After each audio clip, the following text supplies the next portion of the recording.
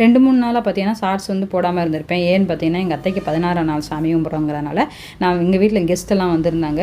அதோட 2-3 நாளாக பார்த்தீங்கன்னா வேலையும் சரியாக இருந்ததா, அதனால் வந்து வீடியோ எதுவுமே எடுக்க முடியல. இது கொஞ்சம் வந்து முன்னாடி எடுத்த வீடியோவும் அதுக்கப்புறம் சாமியெல்லாம் கும்பிட்டு முடிச்சதுக்கப்புறம் எடுத்த வீடியோவும் ஷேர் பண்ணி தான் நான் இதில் போட்டிருக்கேன். எல்லோரும் சாமியெல்லாம் கும்பிட்டு முடிச்சுட்டு அவங்கவுங்க அன்றைக்கி நைட்டே எல்லாருமே கிளம்பிட்டாங்க.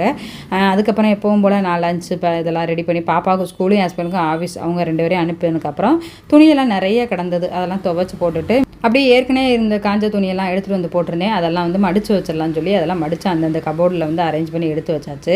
இன்றைக்கி லஞ்சுக்கு பார்த்திங்கன்னா காலையில் பாப்பாவுக்கு வந்து நேற்று இருந்த வத்தக்குழம்பு இருந்தது, அதை வச்சு கொடுத்து விட்டுட்டேன். மதியானம் எங்களுக்கு மட்டும் பார்த்திங்கன்னா கொஞ்சம் கழனி ரசமும் புடலங்காய் பொரியலும் வந்து பண்ணியிருந்தேன். பாப்பா வந்து இது உங்கள் ஃப்ரெண்டுக்காக கிஃப்டாக வந்து ரெடி பண்ணியிருக்கா, இது எப்படி இருக்குன்னு வந்து சொல்லுங்கள், அவளே ரெடி பண்ணதா, ரொம்ப சூப்பராகவே இருந்தது.